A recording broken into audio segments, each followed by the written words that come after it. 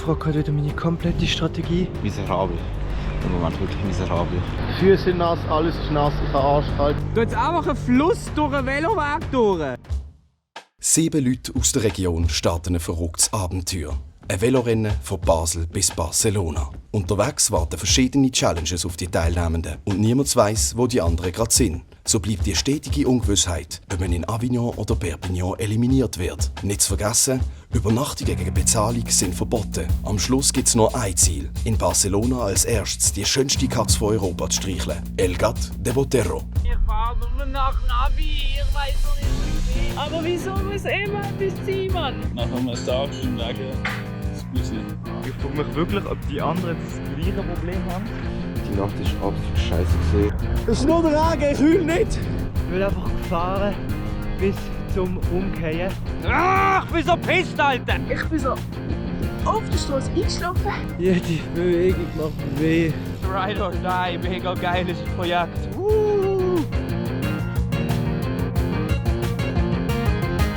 Ich bin nicht aus Kuckuck!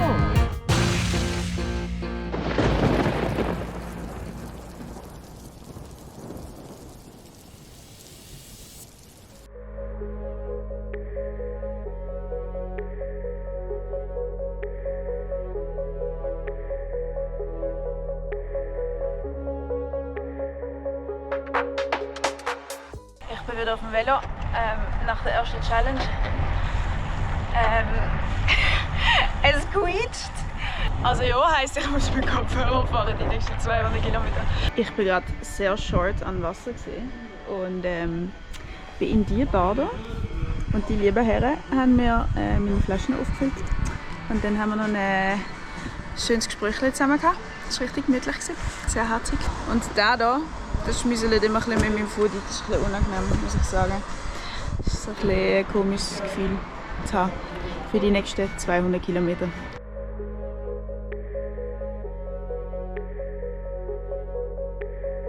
Das ist mein Schlafplatz. Mein Zeug ausgelegt zum Trocknen. Hoffen wir mal, dass wir nicht gestört werden. Ich kann recht früh schlafen, es ist erst etwa 8 Uhr. Aber dann kann ich jetzt mal so richtig viel schlafen. Ist auch super mit dem Dach.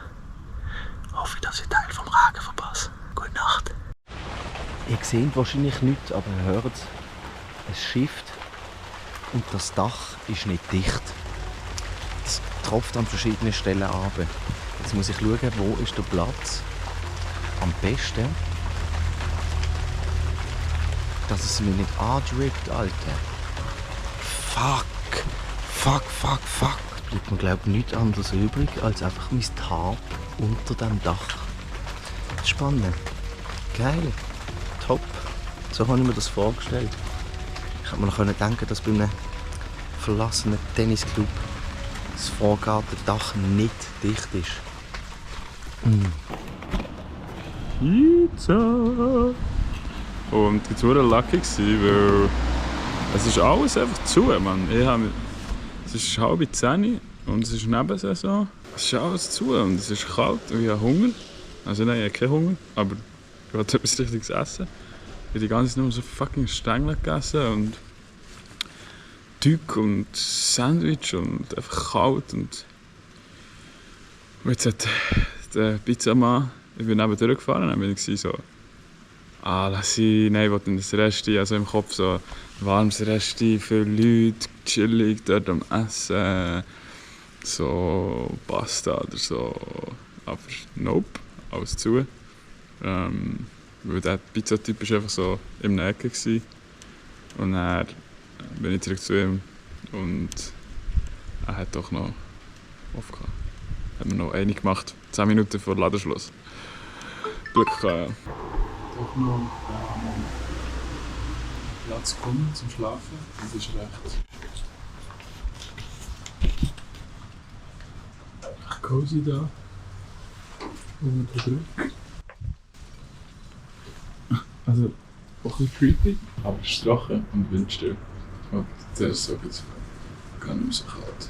Das ist gut. Das ist jetzt doch schon 10:30. Das ist eigentlich der Plan, nach 11 Uhr liegen.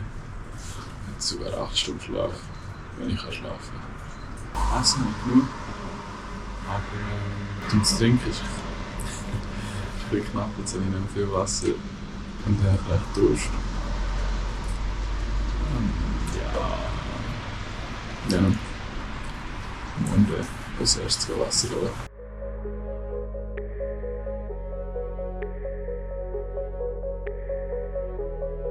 Kommen wir mal zu meinem Tagesabschluss aus dem Biwak-Schlafsack. Ich habe meine Route eigentlich so geplant, dass ich recht viel auf Strassen fahre. Also grosse Strassen. Einfach um nicht viel Zeit zu verlieren.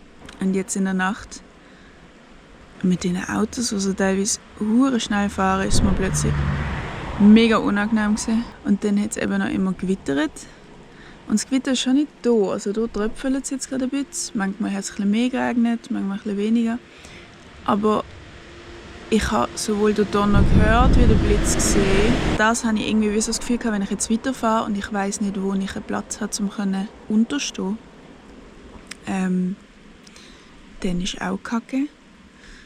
Ich bin eigentlich noch nicht müde. Und jetzt habe ich auch allgemein einfach irgendwie wieder Schiss. Also Schiss alleine zu sein, Schiss draussen zu sein.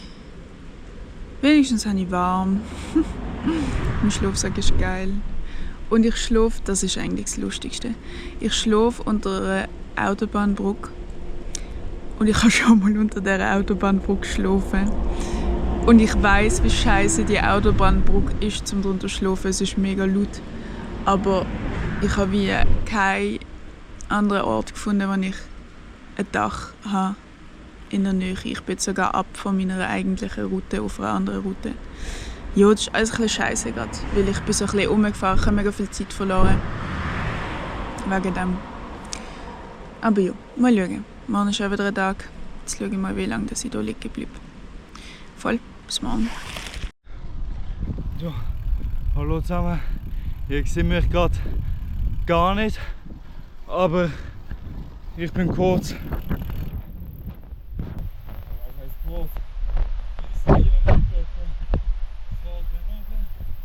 380 Kilometer in 1,5 Tagen. Ziemlich zufrieden damit. Bis später.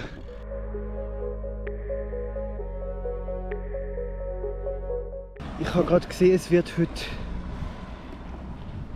10 Grad in der Nacht nur. Ich habe letzte Nacht schon kalt gehabt, jetzt sind es wahrscheinlich 12 Grad gewesen. Ich glaube, es ist am gescheitsten, wenn ich jetzt einfach einmal fahre und sage, ich behalte Augen offen für jegliche mögliche Spots. Das mache ich einmal bis Grenoble. Wenn ich nichts finde, fahre ich halt bis Grenoble rein und gehe dort am Bahnhof. Und hoffe, dass der Bahnhof nicht voller Crackies ist. Das muss ich noch recherchieren. Meine Backup-Lösung mit Bahnhof Grenoble funktioniert nicht, weil er in der Nacht zu ist. Ich bin gerade recht aufgeschmissen, weil ich nicht weiss, wo ich heute schlafen soll. Ich hinterfrage gerade wieder meine komplette Strategie. Die Straße ist jetzt einfach eine Hauptstraße gewesen, komplett unbeleuchtet.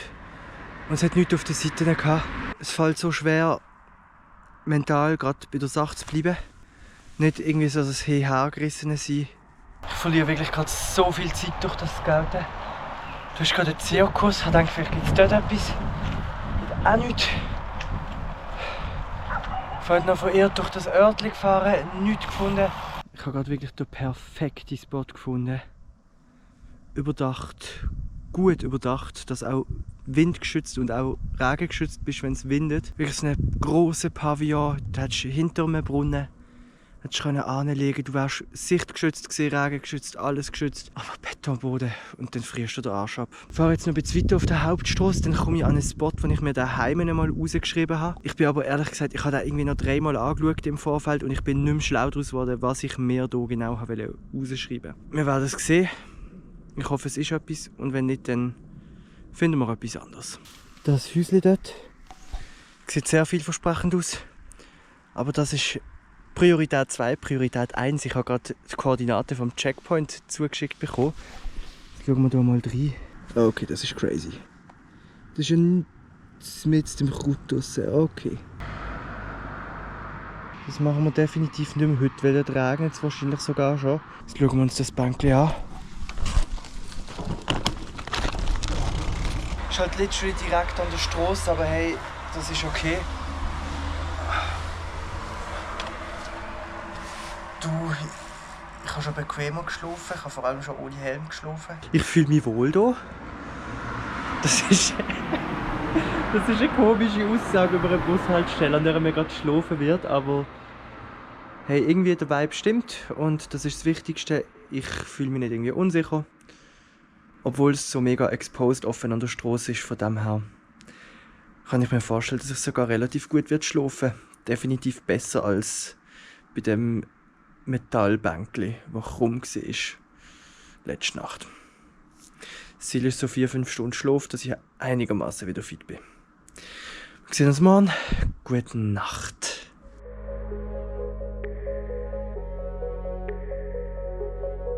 Ich habe, glaube ich, einen Schlafplatz für heute oben gefunden. Und zwar habe ich das Schild gesehen beim Vorbeifahren. Und das sagt basically, dass das Haus im Moment verloren ist und dass keiner mit ihnen wohnt. Ich würde sagen, wir gehen gerade mal schauen, wie das hier aussieht. Sieht nicht so belebt aus. Spinnennetz, also das macht mir gerade ein bisschen Hoffnung, dass da irgendetwas sein könnte für mich heute Nacht. Hier laufen wir schon Stege rauf.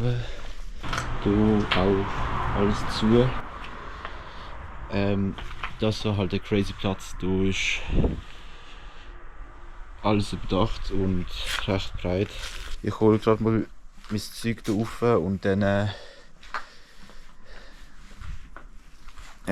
ich mich mal einrichten für heute Nacht. Ich habe in der Zwischenzeit noch zur Nacht gegessen und mein Knie noch mal eingecremt mit Voltaren. Ich hoffe, dass es morgen besser wird. So Shit's Pain mit Knieschmerzen und dem Hagenmann. Aber ja, ich glaube, es ist wichtig, dass ich heute anständig geschlafen habe und dann wird es morgen sicher besser. Ich habe hier noch das Zeug angelegt zum Laden und es ist schon mal bequem als gestern, dass ich nicht nochmal alles separat verpacken muss. Weil solange es nicht hier rein windet, sollte auch alles trocken bleiben. Und ja, dann würde ich sagen, gute Nacht. Yes, ich bin da. Ich bin in Grenoble. Ich bin angekommen. Ich habe einen kompletten Kratzer im Hals. Wenn ich am Schnaufen bin, ich bin kaputt, ich mag nicht mehr. Aber es hat sich gelohnt durchfahren. Ich bin jetzt richtig stolz und happy, dass ich es geschafft habe. Ich bin immer noch in Grenoble und ich habe jetzt gerade Checkpoint-Daten erreicht und ich habe überhaupt keinen Bock dort hinzufahren. Und das jetzt mit dem Medium anmalen, darum bleibe ich jetzt einfach durchschlafen Nacht und mache das erst morgen, weil das ist irgendwo am Arsch von der Welt. Und das Problem ist, ich finde keinen Schlafplatz. Ich bin komplett unterkühlt. Es wird eine krampfhafte Nacht.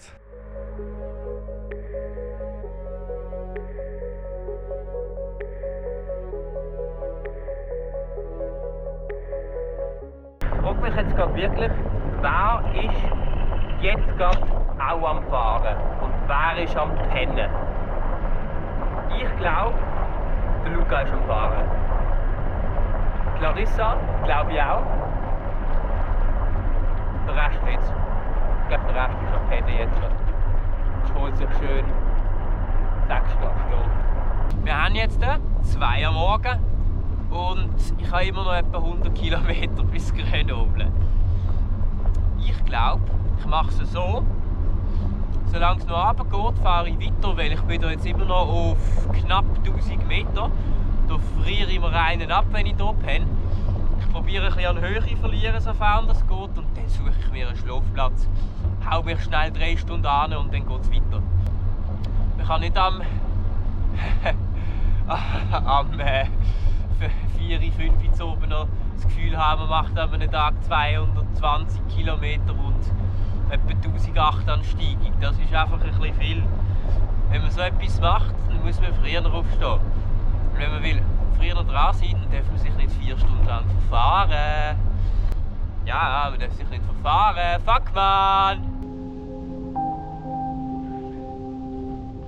So, Schlafplatz ist eingerichtet. Let's go. Zeit für 3 Stunden Schlaf. Wupp, wupp. Ich schlafe jetzt einfach irgendwo in einem Gebüsch mit Planen, Zeltplan über mir.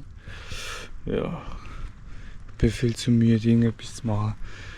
Irgendetwas noch zu suchen, ich finde wirklich nichts. Ich habe bis jetzt wieder nicht geschlafen. Wir haben etwa 2:30 so. Und ich weiss, dass es nachher halt gut regnen kommt. Ein paar Mal habe ich jetzt mein Zeug hier wieder rausgenommen. Und ja, ich weiss, ich habe ein Zelt. Ich könnte das höchstens hier platzieren. Nur weiss ich nicht, ob ich dann gefickt wird für Wildcamping. Ich habe einen neuen Platz gefunden. Und zwar von so einem Laden. Hier hinten. In einer Ecke zwischen einem Laden, zwischen 2 Läden. Da habe ich eine Matte am Boden. Der Sponsor vom heutigen Video ist für mich etwas ganz Spezielles. Und zwar hat nämlich der Necki, ein alter Schulkollege von mir, eine recht coole Idee gehabt und eine Firma gegründet. Sidefill heisst das Ganze. Zufälligerweise steht sogar neben mir eine Sidefill-Flasche. Was das genau ist und wie er auf die Idee gekommen ist, das erzählt er uns jetzt. Wir gehen nämlich gerade schnell vorbei. Hey! Ciao Luca! Ciao, alles klar?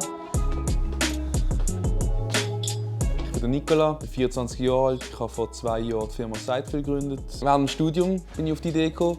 Und dort sind mir 2 Probleme aufgefallen mit normalen Wasserflaschen. Ich kann sie nicht mehr überall auffüllen, weil an kleinen Lavabos komme ich nicht runter. Und sie brauchen extrem viel Platz im Rucksack. Und dann habe ich mir gedacht, wieso gibt es keine Flasche, die ich überall auffüllen kann und die besser in die Tasche passt. Die Idee anfangs 2023 umsetzen. Und dort ist es zuerst mal darum gegangen, ein Logo zu finden, einen Produzenten zu finden. Das war schon schwierig. Und ich arbeite mit dem Werkstoff Metall, Edelstahl, und da braucht alles sehr viel Zeit. Und ich habe zuerst gedacht, das geht sau schnell, und dann plötzlich ist es viel länger gegangen. Ich habe dann gemerkt, die Qualität ist zu unkonsistent. Also ich habe jede Flasche selber kontrollieren. Das ist für mich nicht gegangen. Und jetzt nach 2,5 Jahren haben wir endlich mit dem neuen Produzenten, den ich dann gefunden habe, die Flasche weiterentwickeln. Und jetzt sind wir hier mit einer viel besseren Flasche. Zusätzlich eine Sidefill-Flasche gekauft, weil sie zum einen flach ist. Durch das passt sie viel besser in die Rucksack zum Beispiel. Du hast keine Druckstelle am Rücken. Es spart extrem viel Platz. Also gerade wenn du unterwegs bist, perfekt. Und der zweite Vorteil ist, du kannst sie seitlich füllen. Und das ermöglicht dir das Füllen an kleinen Lavabos. Also bist du völlig unabhängig. Ich glaube, die 2 Sachen sind wirklich das Tolle an dieser Flasche. Und du kaufst sie wirklich einmal und dann hat sie dir fast ein Leben lang, weil sie aus Edelstahl besteht. Sie haben sogar extra alle Teilnehmenden vom Rennen und allen vom Orga-Team eine eigene Flasche mit dem eingravierten Ride-or-Die-Logo gemacht. Ziemlich cool das Ganze, nicht nur praktisch, sondern sieht auch noch ziemlich stylisch aus.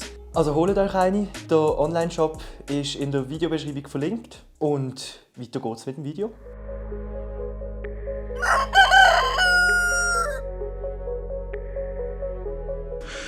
Guten Morgen. Ich konnte ein bisschen schlafen.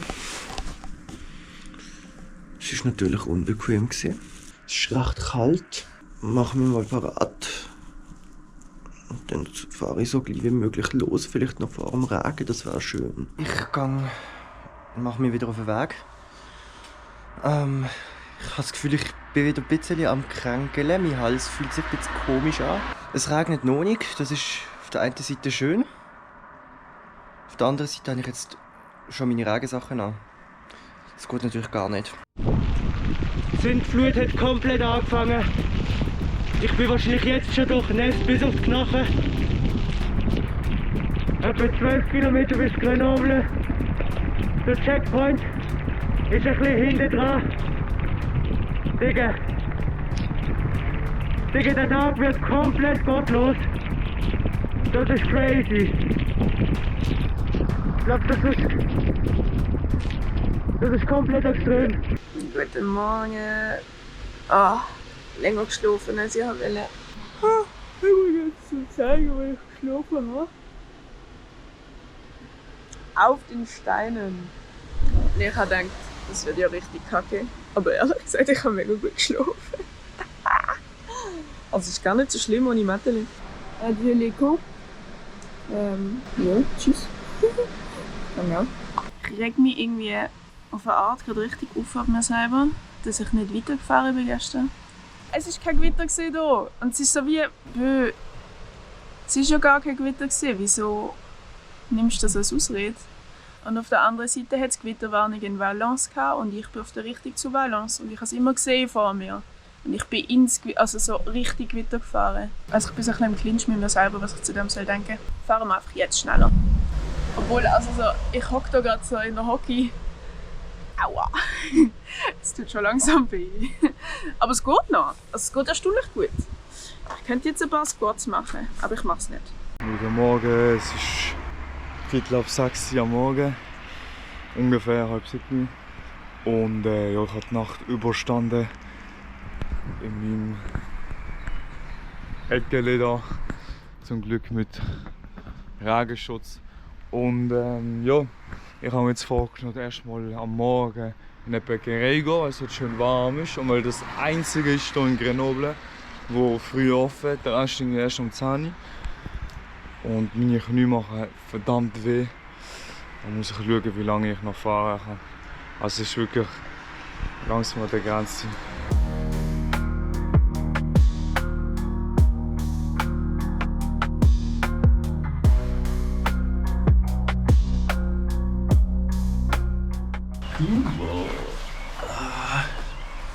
Ja, richtig gut geschlafen. Hier unter dieser Brücke. Da ist ein schöner Grünes. So sieht das aus. Ist frisch. Aber ja, warm. Ist gut. Und ich habe einfach 5 Stunden durchgepennt. Von irgendwie 12 Uhr bis um 5 Uhr. Also, bam. Weg sein. Strategie gegen mehr Kilometer machen. Das ist schrittweise erhöhen. Die erste Fahrt in die Nacht hinein, also ab dem Start, am Ende, habe ich 115 Kilometer gemacht. Und dann jetzt gestern 175. Und ja, jetzt wird sicher Tagesziel Grenoble Challenge machen und mindestens 200 Kilometer fahren. Yes. Morgen ja Rabauken, Alter. Das Dach hat es nicht gebraucht. Es ist nämlich nicht schiffen am 6 Uhr morgen, wie es geheissen hat. Es hat kurz geschifft. Und dann hat es reingelassen. Dann hat es geheißen, in der Nacht wird es nochmal kommen. Und dann habe ich das fucking Dach hier gebaut, unter dem Dach. Und dann ist es einfach nicht gekommen. Das ist ja irgendwie geil, aber sagt man jetzt, kommt schiffen, wenn es nicht kommt. Ich hoffe immer noch, ich werde da nicht verwünscht von den Besitzern, weil die sind, glaube ich, recht. Die sind so geil, die haben eine Kamera installiert. Und es hat am 9 Uhr oben ist das Licht angegangen. Damit wahrscheinlich niemand da hinterher kommt. Aber hey, du weißt, Flavio. Und Regeln, es ist ein bisschen.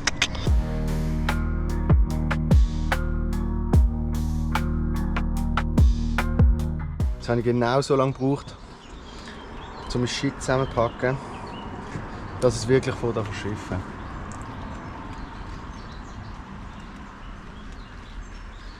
Es war so klar. Soll ich mit Regenkleidern losfahren? Ich glaube schon. Ich glaube gescheiter. Es wird auch sehr verschwitzt. Nein, komm. Ich warte noch mit den Regenkleidern. Bis es fester anfängt. Wenn das eine gute Idee war, es fängt nämlich gerade fester an zu regnen, während ich das sage.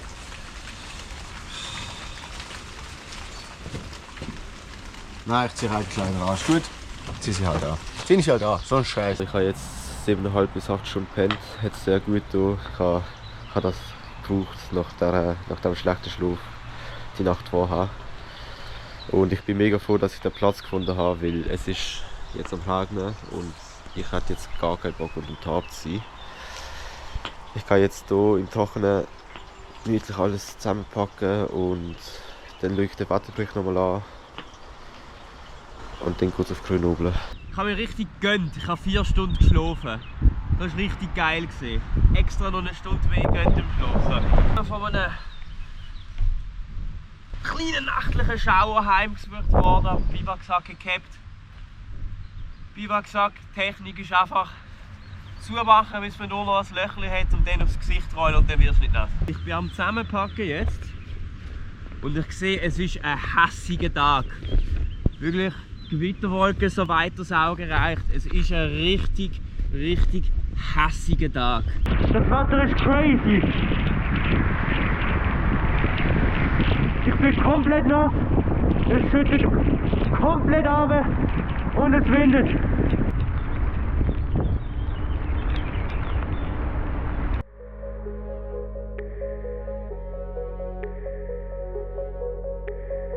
Wir sind jetzt gerade beim Checkpoint.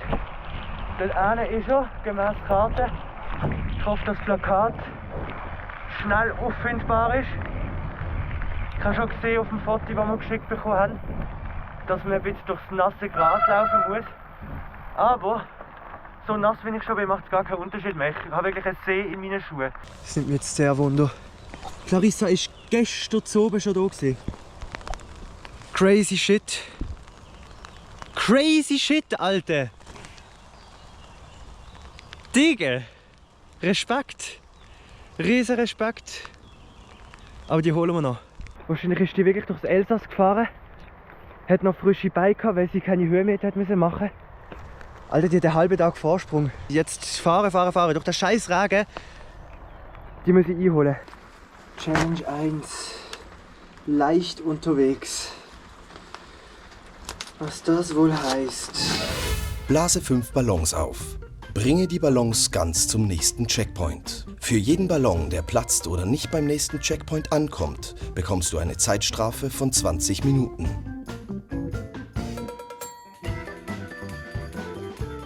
Okay, die Ballone hängen. Ja, jetzt geht es weiter. Das Problem ist jetzt halt, wenn ich das aufblase, auch schon wieder so ausgekühlt. Und ich fahre jetzt gerade schnell runter. Das wird so bösartig. Eigentlich bin ich aber ganz froh, dass ich Zweiter bin. Weil mir gefällt die Verfolgerrolle viel besser. Ich sehe, ich habe immer das Update dann bei den Checkpoints, wie viel Rückstand ich noch habe. Und Clarissa, die hat keine Ahnung, wie nah ich hinter ihr bin.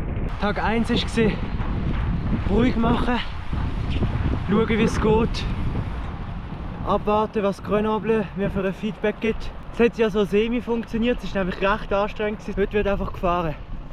Fahren. Ich will einfach gefahren bis zum Umkehren. Und das wird auch nötig sein. Ich schlafe einfach nicht mehr. Ich schlafe einfach bis Barcelona nicht mehr. Ich meine, was sind das? Das sind jetzt noch 600-700 Kilometer ohne Schlafen. Easy. Das mache ich eigentlich jeden Montag. Ich bin endlich angekommen beim Checkpoint. Es war mega mühsam. Ich weiß nicht warum der so ein Ort ist.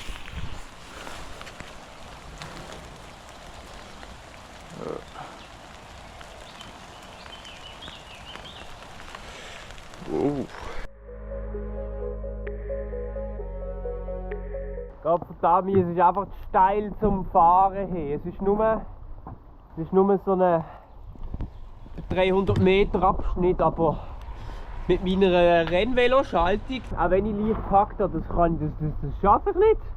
Ich kippe um beim Rauffahren.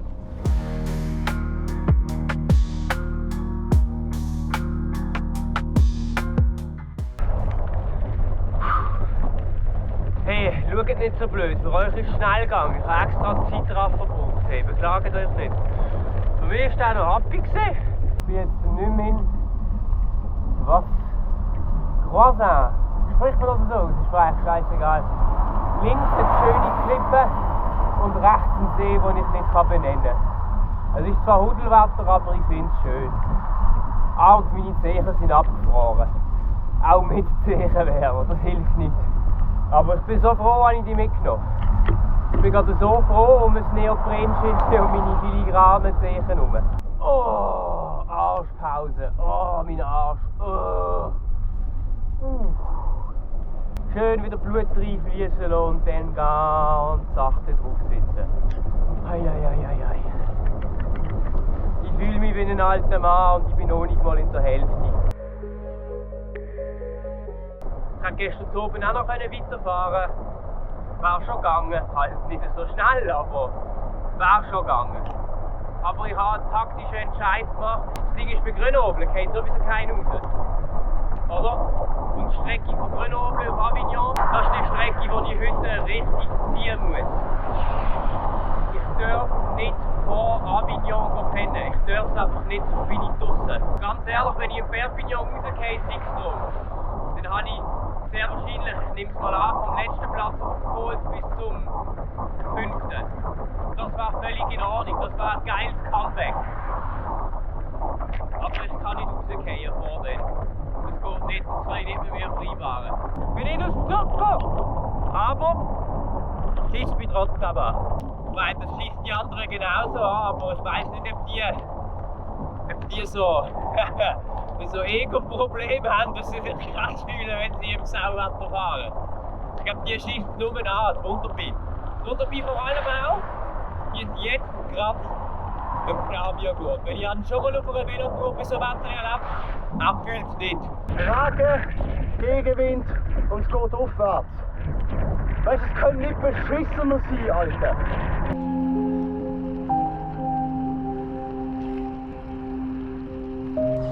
Es ist so beschissen eigentlich, aber es ist echt so geil, dass wir so etwas machen. Oh, das ist nur der Regen, ich heule nicht.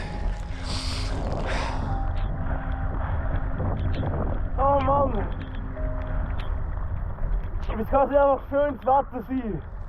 Pushen, pushen.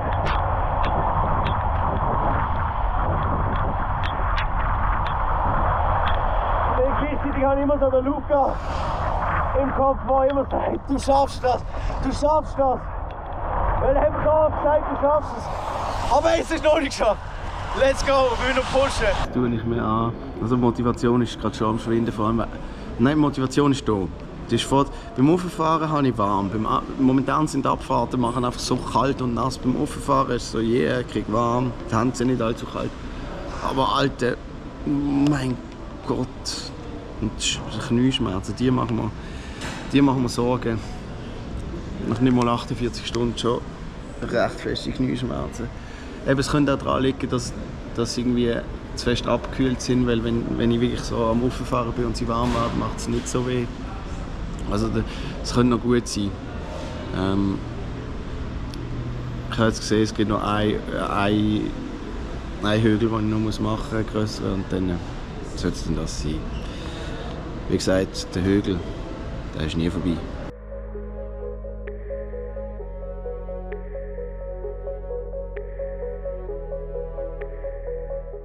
Also gerade im Moment ist es echt hässlich. Jetzt lässt der Regen hoffentlich ein bisschen nach. Bis jetzt hat es einfach wirklich nur gebechert und alle Wege sind... Es ist einfach Lachen überall. Ja, ein bisschen tough, muss ich sagen. Ein bisschen unangenehm. Es ist gerade etwas maximal Hässliches passiert. Ich wollte mein Jäckchen anziehen. Ich habe mein Velo hier innen abgestellt. Das Jäckchen rausgeholt. Und da innen stinkt es ultra nach Urin. Aber wenigstens ist es geschützt und ist mit dem Regen.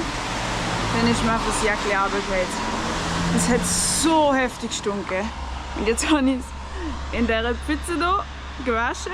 Weil es ist ja nicht so, als hätte ich 2 Jäckchen dabei. Ich bin etwa 50 Kilometer von Avignon. Mega kaputt. Also seit heute Morgen läuft es richtig schlecht. Knie tun weh, Rücken tut weh, Pfote tut ultra weh, aber Knie am meisten. Ja, und ich dachte, ich muss noch einen Vormittag haben. Und mein Freund wird mich killen, weil ich gehe nie mit ihm.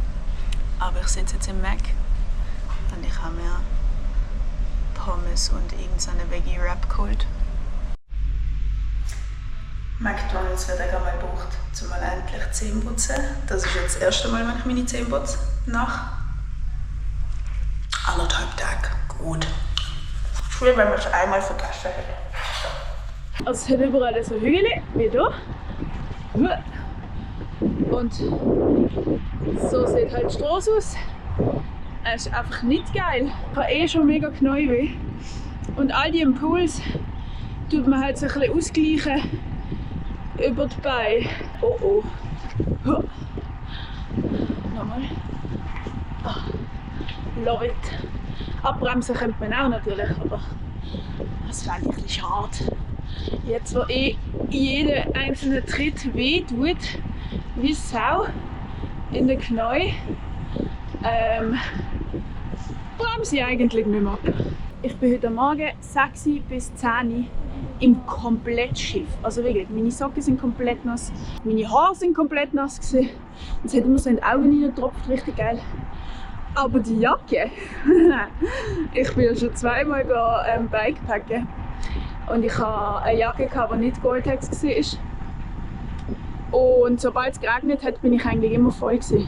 Also so, dass ich teilweise so einen gelben Billig-Poncho noch dabei hatte auf meiner Reise, weil meine Jacke nicht genug dicht war. Und jetzt habe ich eine Jacke bekommen von VeloPlus gesponsert. Die heisst Monsoon. Und die ist krass. Also, ich schwitze nicht drin und ich werde nicht nass. Es ist crazy. Ich habe noch nie so eine gute Jacke gehabt. Also vielen, vielen Dank für die Jacke. Gerade so fest, wie es jetzt regnet, ist die wirklich Gold wert. Also wirklich 1000 Dank, sie ist mehr als top.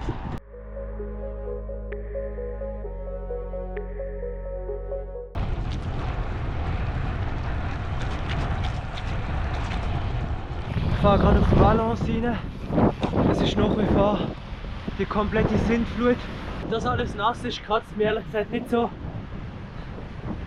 Ich habe zum Glück auch noch genug Ersatzkleider dabei, dass ich warm genug die Nacht durchfahren kann. Alles, was in meinem Kopf ist, ist ein großes Clarissa-Jule.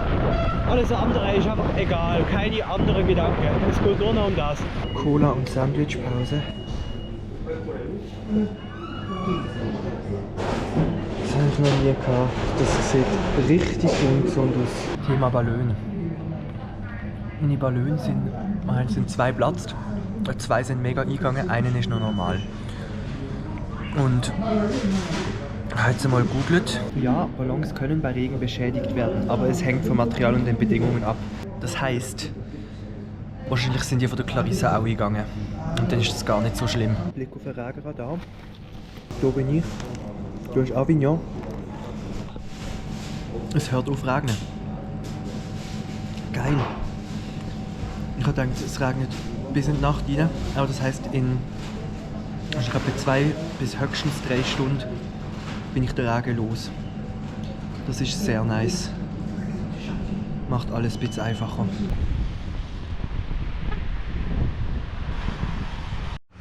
Ich habe nochmal schnell eine kleine Pause gemacht. Ich habe hier so eine Art Garage gefunden, die überdacht ist. Ich habe gar nicht Glück, wie viel Grad es ist, aber dann in Kombination mit dem Wasser und dem Fahrtwind haben meine Beine doch noch recht kalt bekommen. Und das über den ganzen Tag ist nicht so gesund, vor allem mit dem linken Knie, das schon ein bisschen am Arsch ist. Trage Hosen habe ich nicht eingepackt, weil ich knapp war mit dem Platz. Ich habe mir jetzt etwas überlegt, und zwar habe ich noch einen Windbreaker, den ich ums Knie gebunden habe. Sieht richtig scheiße aus, aber es hält einigermaßen gut und es geht schon recht warm. Und auf dem anderen Knie habe ich noch einen Plastiksack genommen, den ich dabei hatte. Wird hoffentlich ein bisschen weniger nass und haltet vielleicht auch ein bisschen warm. Ich habe auch noch ein anderes Problem. Die Garmin, also das Navigrad, hat über die Nacht nicht geladen. Jetzt habe ich sie einfach mal nochmal an eine Powerbank angeschlossen und hoffe, dass sie ladet. Wenn ich jetzt doch noch Freestyle von Ort nach Ort muss fahren, ist natürlich nicht ideal. Vor allem wenn ich dann im Regen noch das Handy muss führen. Ich habe in dieser Zeit auch noch die Koordinaten vom Checkpoint bekommen. Das wird ein Stück hinter Grenoble sein. Also das Navi funktioniert immer noch nicht. Ich navigiere mal auch mit dem Handy dran.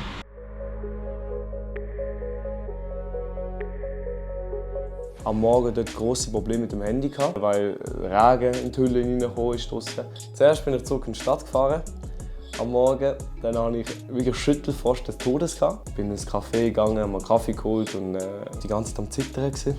Also dort habe ich wirklich überlegt zu aufhören. Das ist etwa 4 Stunden lang gegangen. Also bin ich wirklich 4 Stunden lang voll im Loch gewesen, die ganze Zeit mich probiert zu wärmen, McDonald's, Aber es ist wirklich nicht gegangen. Also, ich war die ganze Zeit unterkühlt, bin richtig Decathlon gegangen, haben mir eine neue Jacke geholt, haben mir wirklich gefühlt das komplette Equipment. Habe ich dort neu aufgerüstet. So, ich bin jetzt wieder halb aus Grenoble draussen. Ich bin jetzt von dort runtergefahren ins Zentrum, auf die Halbinsel. Jetzt fahre ich hier nochmal raus und ja, der Fluss hat richtig viel Wasser vom ganzen Regen. Und meine Schuhe sind jetzt nochmal nass geworden, sehr unchillig.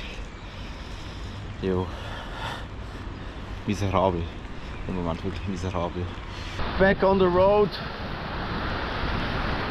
Es schifft immer noch, so wie es die morgen auch noch wird schiffen, schifft es heute halt auch. Die Füße sind nass, alles ist nass, ich habe arschkalt, ich hoffe es kommt die Wärme vom Fahren. Das Knie macht weh, ich habe zwar eine Einbeugung geschmissen, aber es macht immer noch weh. Oder, I don't know, ich fühle mich nicht gut.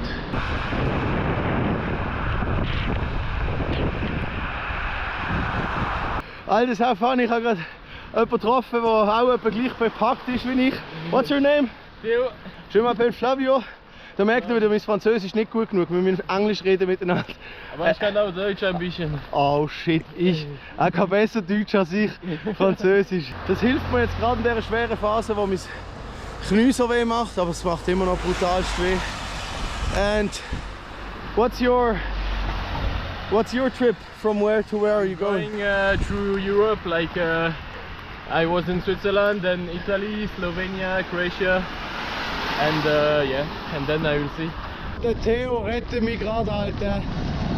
Der Schwarze ist schon ein bisschen vergessen, wenn ich mit jemandem reden kann, und auch in die gleiche Richtung muss ein gutes Stückchen in die gleiche Richtung, das ist super. Wäre geil, wenn ich es über das Grenoble schaffen würde. Ich komme nicht mehr vorwärts. Ich mache die ganze Zeit Pause. Mein Knie macht weh, es schifft. Schau dir das mal an. Halt angehalten. Ich suche die ganze Zeit eigene Ausreden, um irgendwie anhalten, um irgendetwas zu machen. Ich mache sogar absichtlich nicht alles aufs Mal, damit ich bald wieder eine Pause machen kann. Aber schau dir jetzt mal die Ausrede für diese Pause an.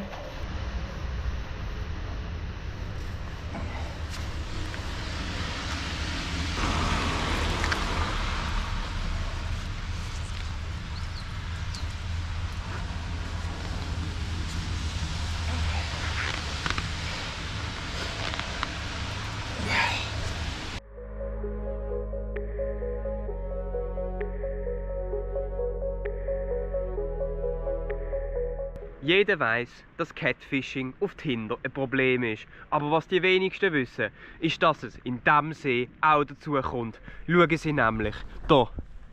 Poisson chat. Der Katzenfisch. Guck mal an, hey. Gottfried Stutz, was ist denn das für ein Velo? Alles handgemacht. Hier in Frankreich. Das ist auf Maß geschneidert. Du hast genau die richtigen Winkel. Ja, voll. Voll. Weil so ein Ding kriegst du nie Maß geschneidert. Das ist viel zu kurz für dich da. Du hast immer Rücken- und Nackenprobleme. Es gibt den Radweg an der Isar entlang. Der ist super schnell, keine Autos.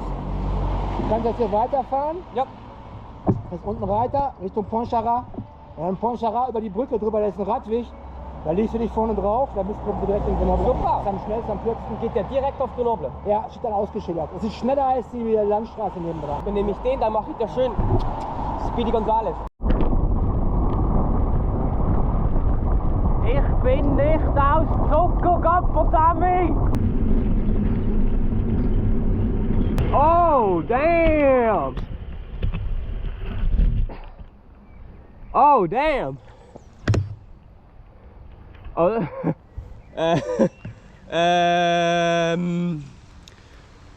ich muss das euch kurz zeigen. Das ist der Veloweg, den der Deutsche vorher gemeint hat, ist richtig gut. Da jetzt einfach ein Fluss durch einen Veloweg durch. Wenn die mich komplett verarschen.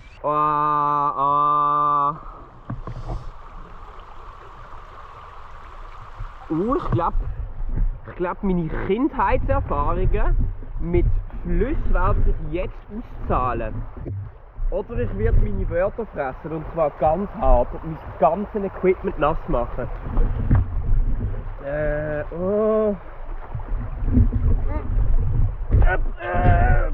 Okay, linke Schuh ist nass.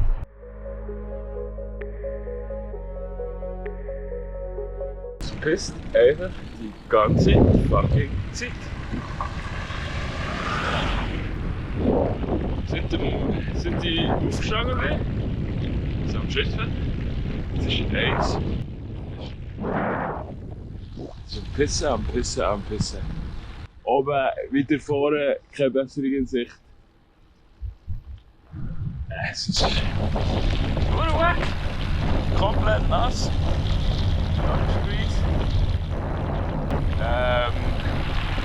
Natürlich Gore-Tex-Jacke, irgendwie so semi-dicht. Regenhose glaube ich auch nicht.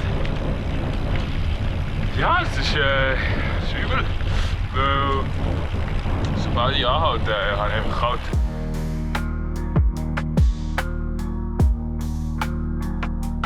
Man fragt sich halt, wie lange geht es zu regnen? Ja, gestern ist es nur, das hat mich auch völlig fertig gemacht. Aber dann ist es schnell vorbei, dann ist es schön Wetter geworden. Und dann war ich so, ja gut, hat mich jetzt nicht so aufregen. Aber hier, keine Ahnung, Wetterbericht, ja, egal, lass sie. Fahren. Ich habe das Plakat gefunden. Wie gesagt, ich denke, ich bin einer der Letzten. Aber sehen wir jetzt dann das umdrehen. Okay, also. Clarissa ist heute ist der 16. Ist gestern am 5. schon da gewesen. Crazy. Luca war heute am Morgen am 20 ab 7 da gewesen. Und der Ivo nehme ich auch an heute, ich kann es irgendwie voll nicht lesen, heute am 8. Okay, ich bin gar nicht so weit hinter drin. Also Clarissa ist weit voraus. Krank, richtig krank. Hätte ich das mit dem Knie nicht gehabt, wäre ich vielleicht auch vor dem Luca da gewesen, aber Clarissa, crazy. Richtig krank. Und dass die gestern schon am Oben da war, ja. Also das hätte ich auch mit dem gesunden Knie nicht gemacht. Luca und Ivo sind heute Morgen da gewesen. Falls es mit dem Knie besser geht und ich ein bisschen mehr durchfetzen kann, könnte ich sie vielleicht noch einholen. Ist irgendwie auch trotzdem Knie, wo weh macht, noch gut für die Moral, dass ich nicht letzte weh. Das muss dann irgendjemand anderes erfahren. Oh, da sind Ballone drin. What the fuck? Blase 5 Ballons auf. Bringe die Ballons ganz zum nächsten Checkpoint. Ich habe die Ballons jetzt befestigt. Ich habe hier jeweils immer doppelte Knoten gemacht und halt rund um die Arschrakete. Sieht lustig aus. Wie im Zirkus. Ich bin immer noch ein Decathlon. Alles ist nass, Digga. Probiere ich morgen zu oben in Barcelona sein. Es ist sehr heutig. Da liegt einfach Abfall. Was wir gesehen sind, aber ich bin am Zittern und zwar nicht nur von der Kälte. Ich habe Angst, die Augen mich aus.